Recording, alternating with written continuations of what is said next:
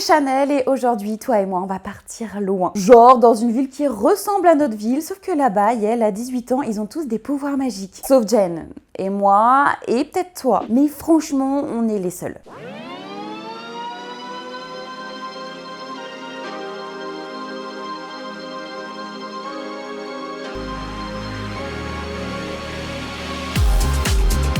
Alors je sais pas toi, mais c'est vrai que perso être différente c'est un petit peu un goal. Déjà premier truc, mes outfits, je cherche toujours le truc différent, la petite pièce unique quoi. En gros un truc que je vais pas retrouver sur ma voisine en attendant l'ascenseur. Mais en même temps, pour être honnête, c'est vrai que je crève d'envie d'avoir le fameux Bob Jacquemus, celui que la terre entière et surtout mais pour toi semblent tous avoir. Idem tu vois avec le matcha. Au début pour être honnête, j'aimais pas du tout ça, je trouve ça un goût d'herbe dégueu. Mais sauf que tout le monde en disait tellement du bien que j'ai réessayé et encore jusqu'à ce que pour mon anniversaire mes potes m'offrent un kit de matcha. Tellement je suis devenue une matcha girl quoi. Et à côté de ça, je me suis acheté une paire de lunettes la plus originale possible et je suis très fière de dire que je n'aime pas les glaces. Et donc cette idée, celle d'être originale, elle a pas popé comme ça un matin dans mon cerveau parce que non, je suis clairement pas la seule à avoir cet objectif Sims. C'est un mood qu'on lit absolument partout et qui est cultivé par genre les séries, les films, Instagram, TikTok, enfin partout quoi. Alors si c'est franchement pas mes lunettes qui me rendent unique et que finalement je suis totalement influençable par la vie, en quoi je suis pas comme tout le monde. C'est quoi mon pouvoir magique? Et franchement, je me suis grave reconnue dans le personnage de Jane dans la série Extraordinary. Et comme elle, je décide qu'aujourd'hui, c'est le dernier jour de ma vie sans savoir quel est mon pouvoir magique. Et comme j'ai raté le Poudlard Express,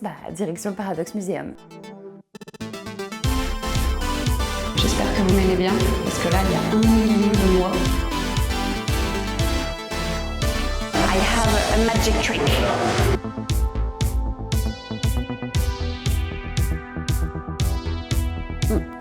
Attends, je pars dans le vlog là, mais est-ce que t'as vu Extraordinary? C'est genre Sweet 16, mais à 18 ans.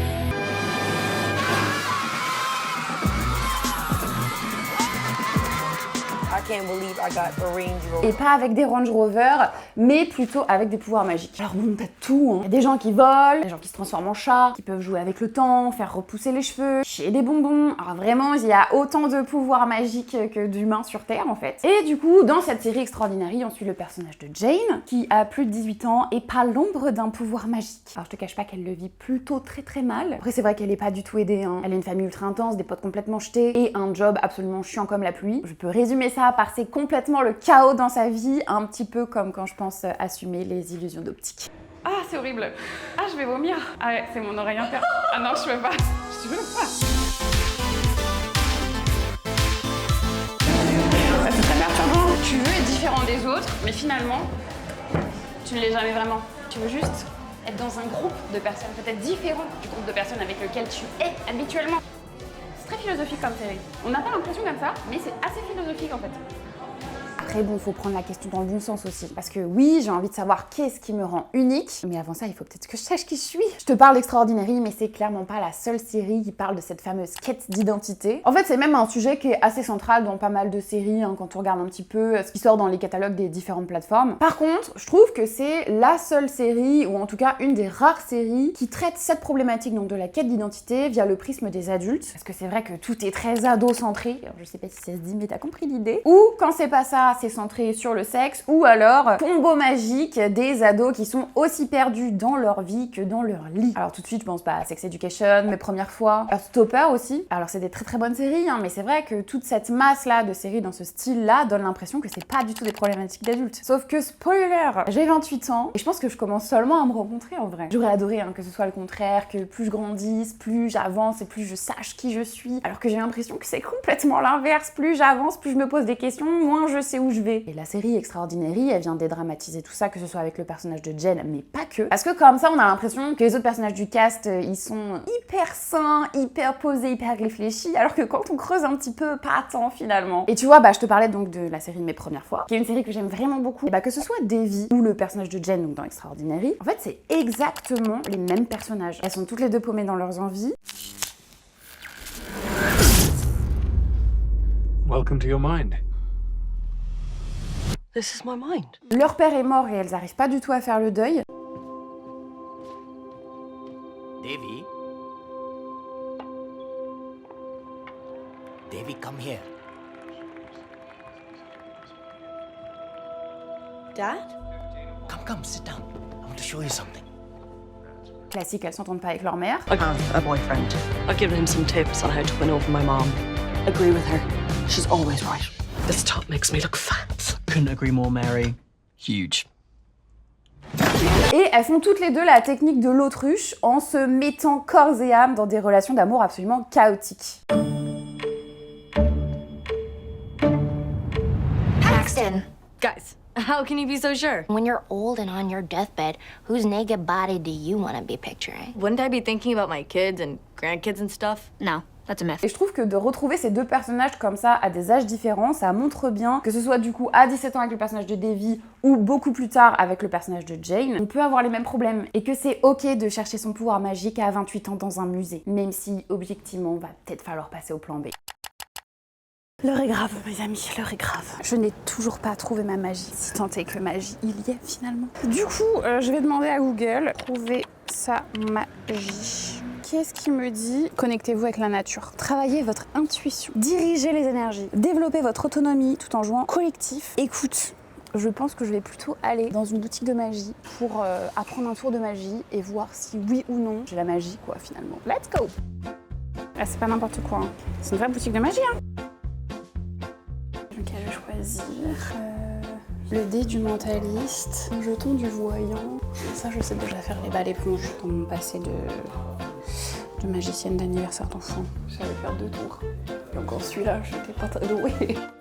Bon, ça y est, j'ai pris ce jeu. Les magiciens à l'intérieur étaient trop sympas, genre ils m'ont donné des tips et tout. Mais bref, le fait est qu'il m'a dit que normalement je devrais pouvoir m'en sortir. Donc là, on va se poser dans un parc. J'ai mon acolyte avec moi. Je vais être témoin finalement de si j'ai ou pas ce fameux 6e sens quoi.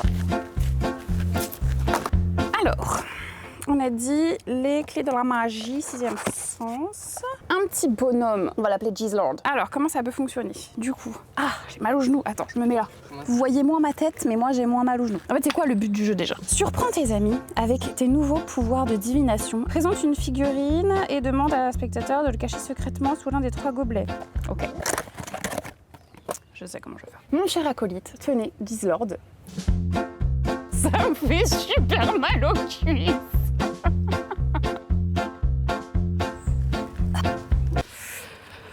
Je pense que tout le monde est d'accord. Je n'ai pas regardé tout ce qui s'est passé. Alors, tout. Est-ce qu'il est là? Attends, mon 6e sens n'est pas encore ouvert. Tu l'as mis nulle part, je pense. Si, tu l'as mis quelque part? Je suis vraiment pas de magie. Lui. Waouh! Je l'ai dit complètement au pif.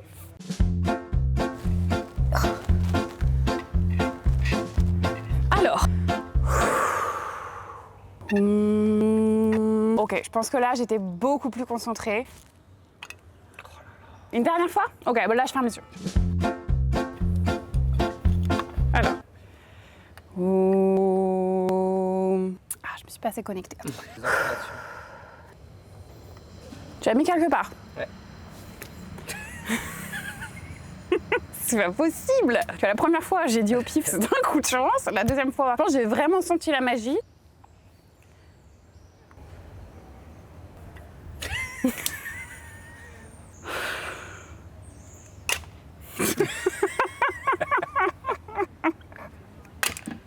Bon. 3e et dernière tentative pour trouver ma magie. On est un matin et ce matin, j'ai une amie qui veut nous donner un cours de yoga et je me suis dit que c'était un petit peu le retour à la nature, le retour à soi-même finalement. C'est un peu la 3e et ultime tentative. J'ai tenté d'aller à la source de la magie en allant au Paradox Museum. Échec. Je suis allée dans le dur du dur de la magie. Échec. Donc aujourd'hui, je tente le tout pour le tout. Petite introspection. Je vais peut-être reprendre quand même un petit café avant d'y aller. L'introspection, c'est précisément le thème de la saison 2 d'Extraordinary. Alors oui, Jane ne fait pas du yoga sur la terrasse de son Airbnb, mais elle suit un genre de thérapie, sûrement plus efficace, hein, mais j'allais pas vloguer non plus chez le psy.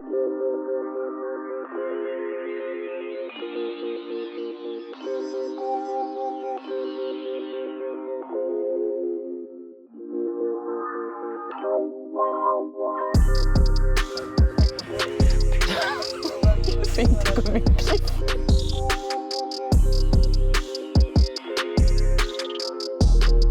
Si la santé mentale mentale, c'est clairement le sujet du moment. Je trouve encore une fois que c'est traité de façon particulièrement intelligente et pertinente dans la série Extraordinary. Et la raison principale, elle est hyper simple. Cette série n'est pas sexiste. Et si je t'assure que ça a un impact. Concrètement, Jane, elle est présentée dans cette série-là comme une loseuse, un anti-héros genre à la Bridget Jones, sauf qu'en ayant retiré cette fameuse couche de male gaze, on découvre qu'une jeune femme qui a des problèmes n'est pas égale à être hystérique, nymphomane, jalouse, enfin genre ce que tu veux. Alors bon là, je prends l'exemple de Bridget Jones, c'est peut-être une rêve qui est un peu vieille, mais beaucoup plus récent, une série qui a genre méga fonctionné en plus, c'est Ginny and Georgia. Et bah typiquement ici, comme tout est hyper patriarcal, que ce soit en termes de normes de beauté, de codes sociaux, ou même bah juste des goals des personnages, bah ça empêche en fait de creuser vraiment la question de la santé mentale avec le personnage de Georgia. Parce que quand tu regardes vraiment, elle règle ses problématiques en se mettant avec un mec, en étant sauvée par un autre mec, en passant du temps à s'intéresser aux normes. Alors oui, hein, cette série elle est ultra deep, mais juste en surface en fait. En tout cas sur ce point-là, sur ce personnage-là. Et donc oui, j'ai le sentiment que c'est rare que la santé mentale sans stéréotype soit développée sur les personnages féminins. Je trouve que c'est de moins en moins le cas chez les personnages masculins. Typiquement, une série comme Ted Lasso ou Shrinking, bah, c'est de vraies belles pépites qui déconstruisent justement tout ça et qui le font particulièrement bien.